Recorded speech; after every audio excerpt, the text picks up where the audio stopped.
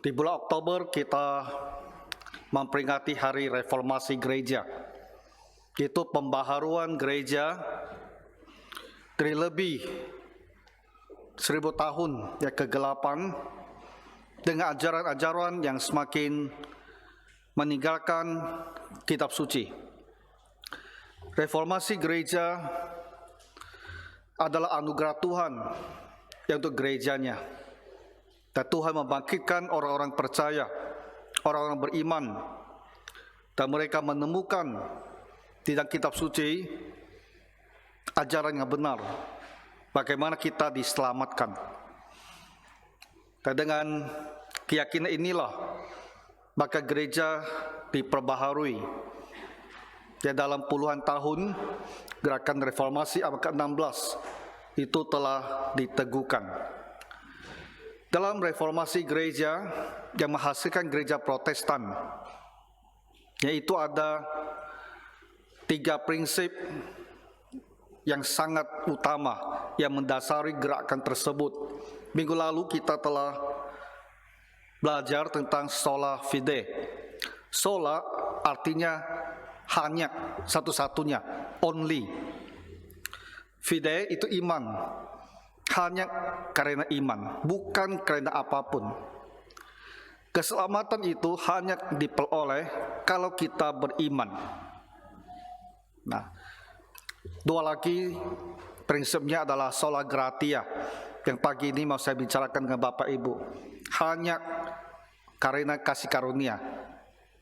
Dan 1 lagi, saya berharap mungkin setelah ulang tahun kita akan bicarakan di sola scriptura, hanya karena kitab suci. Nah, jadi apa yang dimasukkan dengan sola gratia ini? Nah, ini tentu adalah bahasa Latin. Ya, sola artinya adalah hanya, satu-satunya, tidak ada yang lain. Ya, only. Gratia, grace, kasih karunia. Di dalam kitab suci kadang-kadang diterjemahkan sebagai anugerah, kadang-kadang diterjemahkan sebagai kasih karunia, tapi maknanya itu adalah sama. Ayat di Efesus pasal 2, 8-9 ini kita bacakan juga di minggu lalu. Karena di ayat ini 2 prinsip ini tercantum, tertera dengan jelas, ya. Sebab karena kasih karunia kamu diselamatkan oleh iman. Ya, di kita diselamatkan itu karena kasih karunia dan karena iman. Nah, sekarang kita mau melihat apa yang dimaksudkan dengan karena kasih karunia ini. Nah, kita harus memulai dengan memahami kondisi umat manusia di hadapan Allah. Nah, ketika Tuhan menciptakan Adam dan Hawa dan menempatkan mereka di Taman Eden, Tuhan memberikan mereka satu perintah. Ya, di Kejadian pasal yang kedua dikatakan demikian. Kejadian pasal 2 ayat ke-17.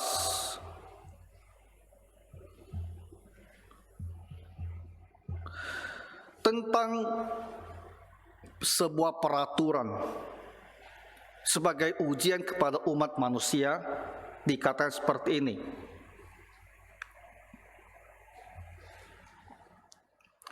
Tetapi pohon pengetahuan tentang yang baik dan yang jahat itu, janganlah kau makan buahnya. Di Taman Eden ini ada begitu banyak pohon dan tanaman, dan semuanya boleh dinikmati oleh Adam dan Hawa. Tapi ada satu pohon yang disebut pohon pengetahuan tentang yang baik dan yang jahat. Tuhan bilang yang satu ini kamu tidak boleh makan, karena akan ada hukuman apabila peraturan ini dilanggar. Sebab pada hari engkau memakannya, pastilah engkau mati. Pada hari engkau memakannya, mati kamu akan mati. Itu dalam bahasa aslinya. Jadi ada suatu penegasan, mati kamu akan mati.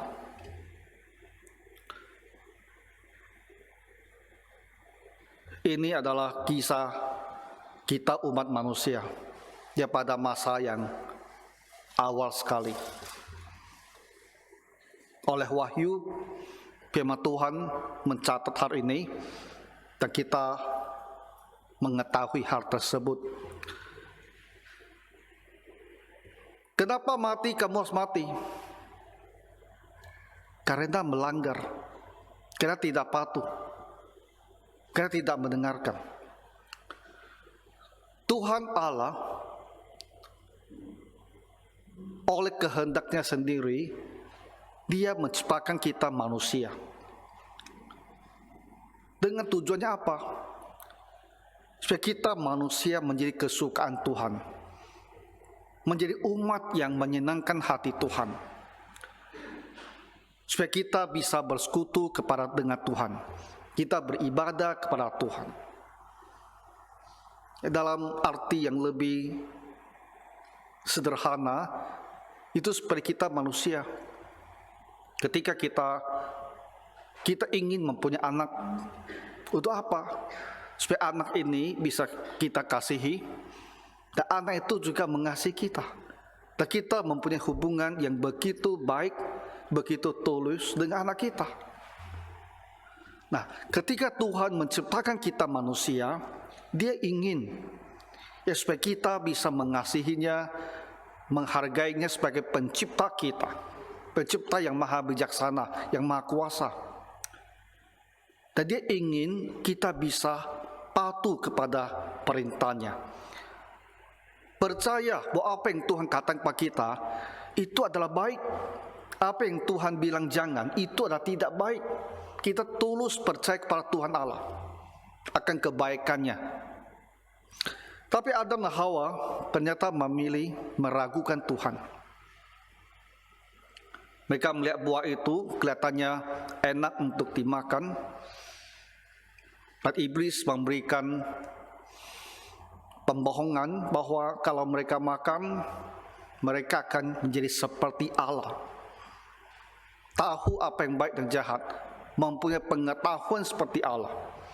Dan manusia terpikat oleh rayuan ini, ingin juga menjadi seperti Allah, mengerti, mengetahui baik dan jahat.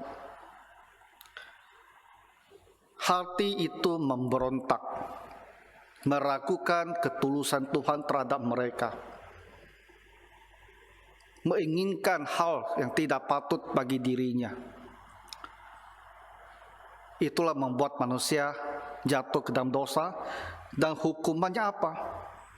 Tuhan Allah sudah bilang kepada kita manusia, pada hari engkau memakannya, pastilah engkau mati. Mati, kamu akan mati. Mereka mendengarkan peringatan Tuhan ini, Adam dan Hawa, mereka kesampingkan peringatan Tuhan ini. Mereka tidak percaya. Jadi mereka makan buah itu. Dan karena itu umat manusia ditimpa oleh kematian. Harusnya pada saat itu juga Adam dan Hawa itu mati. Tetapi karena kemurahan Tuhan, mereka masih dibiarkan hidup, hanya diusir dari Taman Eden, keluar.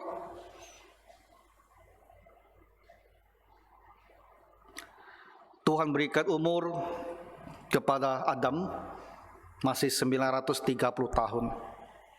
Jadi awal secara manusia, ketika segalanya masih begitu sempurna, manusia hidup dengan umur yang sedemikian panjang. Dia hidup 930 tahun, tapi setelah itu dia mati. Karena apa? Mati, kamu harus mati. Kematian fisik, kematian jasmani ini hanya merupakan cerminan dari kematian rohani. Ketika manusia berdosa, maka hubungan dengan Tuhan itu terputus. Kita menuju penghukuman yang kekal. Jadi manusia tidak hanya akan mati secara fisik, tapi juga akan mati secara rohani. Dalam kitab suci, kematian rohani itu artinya apa? Kita akan menuju ke tempat penghukuman yang kekal di neraka. Sampai kita pada masa Tuhan Yesus dan para rasul diajarkan kepada kita demikian. Efesus pasal yang kedua ini.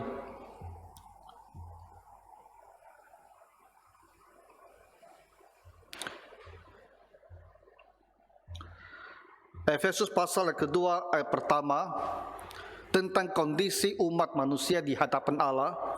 Kamu dahulu sudah mati karena pelanggaran-pelanggaran dan dosa-dosamu. Jadi sejak Adam jatuh ke dalam dosa, semua manusia yang dilahirkan di hadapan Allah, mereka itu dilihat sebagai orang yang sudah mati karena pelanggaran-pelanggaran. Nah, Kejadian pasal 3, Efesus pasal kedua ini berbicara tentang keadaan kita manusia. Kita pada dasarnya pada orang yang sudah mati, dan kita akan berakhir di dalam kematian yang kekal, yaitu penghukuman yang kekal. Manusia tak akan bisa keluar dari akhir ini dengan kekuatan dan kemampuannya sendiri. Itulah sebabnya dikatakan bahwa oleh karena kasih karunia kamu diselamatkan. Ya. Sebab karena kasih karunia kamu diselamatkan. Apa itu kasih karunia atau grace ini? Kasih karunia adalah suatu kebaikan yang Tuhan berikan pada kita tanpa kita layak untuk menerimanya. Keselamatan itu adalah sebuah kasih karunia karena kita tidak layak mendapatkannya. Manusia telah berdosa. Yang menjadi bahagian kita adalah hukuman dan kematian kekal. Tapi Tuhan berikan juga keselamatan ini kepada kita. Suatu pemberian dengan cuma-cuma. Tuhan berikan begitu saja keselamatan itu kepada kita. Itulah kasih karunia. Nah, dalam hubungan dengan Protestan, reformasi Protestan itu bagaimana? Sebelum reformasi gereja, sebelum abad ke-16, sebelum berdiri gereja Protestan, gereja yang ada itu juga mengajarkan tentang kasih karunia.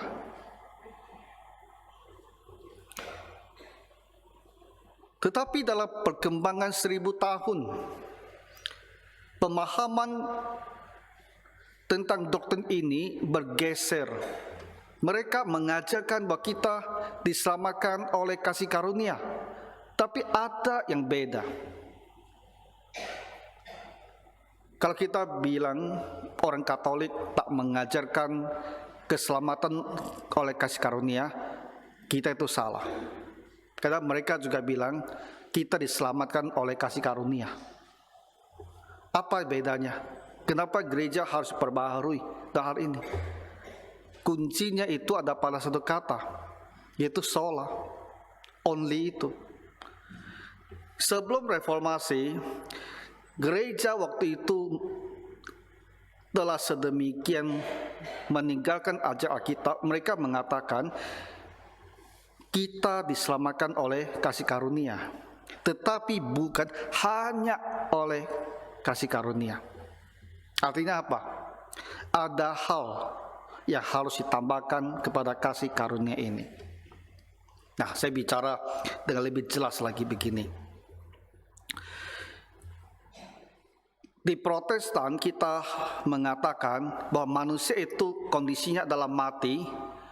Mati tak bisa berbuat apa-apa lagi. Sehingga kalau dia diselamatkan, itu ada pemberian kepadanya.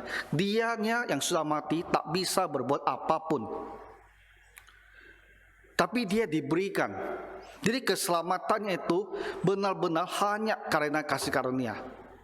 Tapi di gereja yang satu lagi mengajarkan tidak demikian. Ada hal yang kita manusia masih bisa lakukan. Ada kontribusi kita manusia untuk keselamatan ini. Bahwa kita manusia masih bisa berbuat sesuatu untuk menolong diri kita sendiri.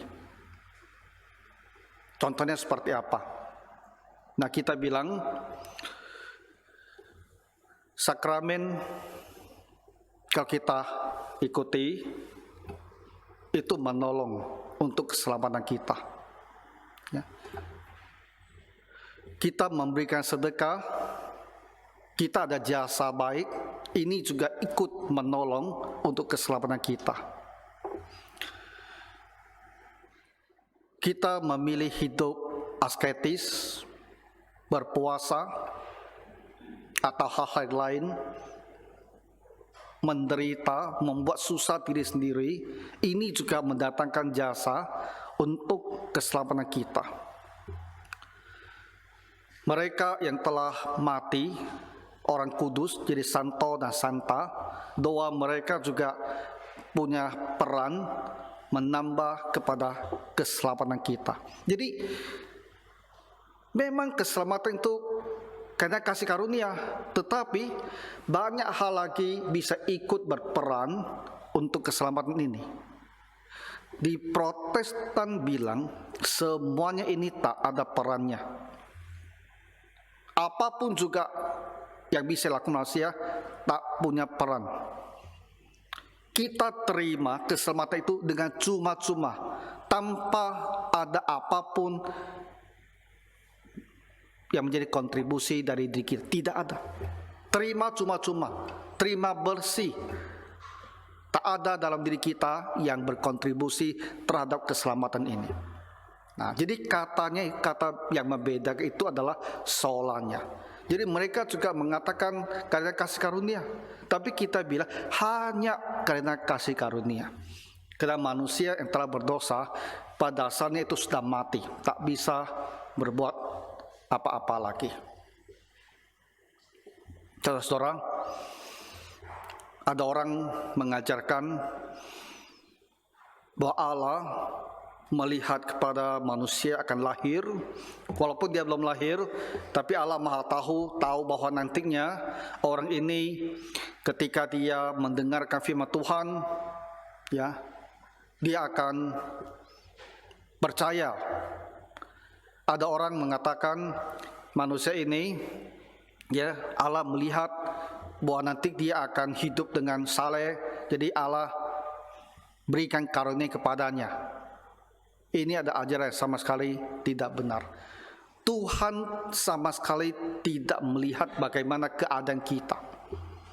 Tapi karena kasih sayangnya, dia memilih kita untuk diselamatkan. Jadi ada orang secara umum, mungkin kita bisa bilang dia manusia yang baik-baik. Ada orang secara umum kita mungkin bilang dia itu manusia yang sangat bobrok sekali.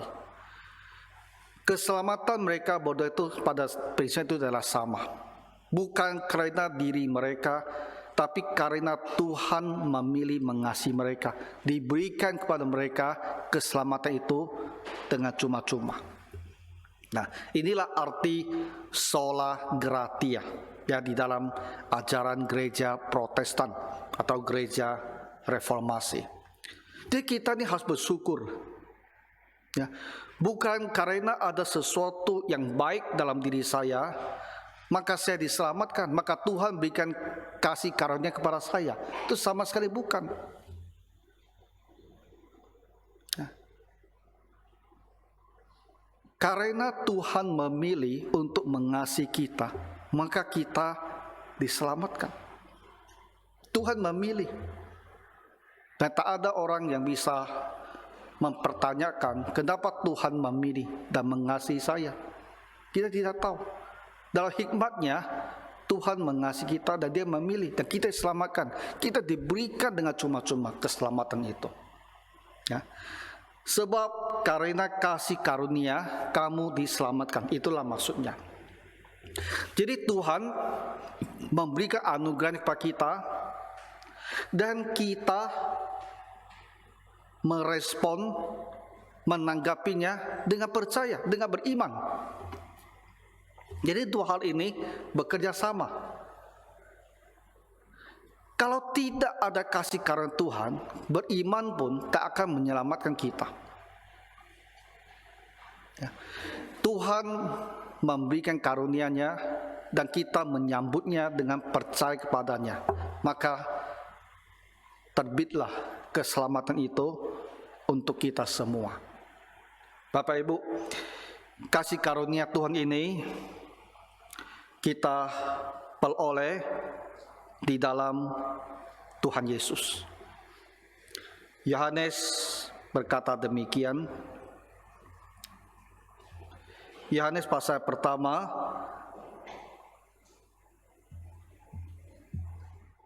ayat yang ke-16. Karena dari kepenuhannya, kepenuhan Kristus, kita semua telah menerima kasih karunia demi kasih karunia. Artinya apa? Dari Kristuslah kita menerima kasih karunia itu. Dan seluruh hidup kita sampai kekal nantinya selalu dipenuhi, ya, dilimpahkan dengan kasih karunia Tuhan kepada kita. Bukankah kita orang yang sangat diberkati oleh Tuhan? Ya. Kita yang sudah mati dalam dosa dihidupkan kembali karena kasih karunia, karena pemberian Tuhan ini. Tetapi tidak hanya pada saat itu kita menerima kasih karunia, tapi sepanjang hidup kita terus ada kasih karunia di dalam hidup kita. Terus ada pemberian kemurahan Tuhan kepada kita. Dari kepenuhan Kristus kita semua telah menerima kasih karunia demi kasih karunia. Grace by grace. Kita orang Kristen ada orang yang sangat diberkati. Karena walaupun kita bukan orang yang saleh, kita menerima anugerah Tuhan. Dalam hidup kita sebagai orang Kristen pun, kita masih terus menerima anugerah Tuhan. Ketika kita bersalah, kita berdosa, kita mohon Tuhan mengampuni, Tuhan juga ampuni kita. Bapak Ibu pernah tak berpikir tentang kita ini? Kita berbuat dosa, kalau kita datang kepada Tuhan, kita minta Tuhan ampuni, dan Tuhan ampuni kita. Nanti kita buat kesalahan lagi, kita datang kepada Tuhan, kita minta Tuhan ampuni kita. Tuhan ampuni kita lagi. Tuhan terus mengampuni kita. Dengan harapan apa? Supaya hati kita ini bisa tersentuh bahwa Tuhan Allah begitu pengampun, pemaaf. Masakan kita mau terus berdosa dan membuat Tuhan merasa kecewa dengan kita, membuat kita sadar bahwa Tuhan yang begitu mengasihi, saya tidak mau lagi berbuat dosa. Masakan saya harus terus memohon pengampunan dan terus berbuat dosa dan terus diampuni? Tapi nyatanya adalah Tuhan mengampuni kita. Ya, kasih karunia demi kasih karunia, dimaafkan, diampuni terus. Jadi kita harus benar-benar berubah. Ya, jangan lagi hidup di dalam dosa. Jadi tanpa kasih karunia ini, tak ada hal yang bisa kita lakukan untuk menyelamatkan kita. Tidak ada. Tapi Tuhan berikan anugerahnya ini. Dan itulah yang membuat kita menjadi orang Kristen dan diselamatkan.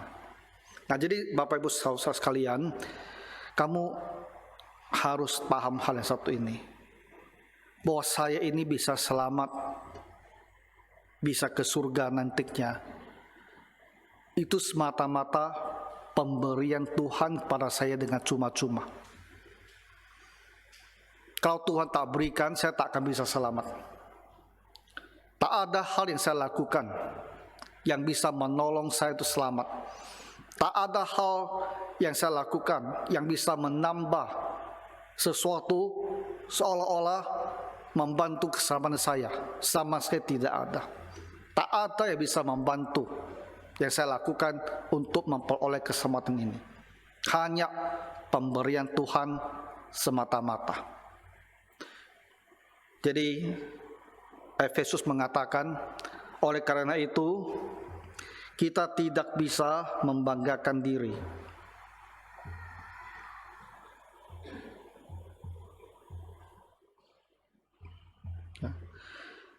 Itu bukan hasil usahamu, tetapi pemberian Allah.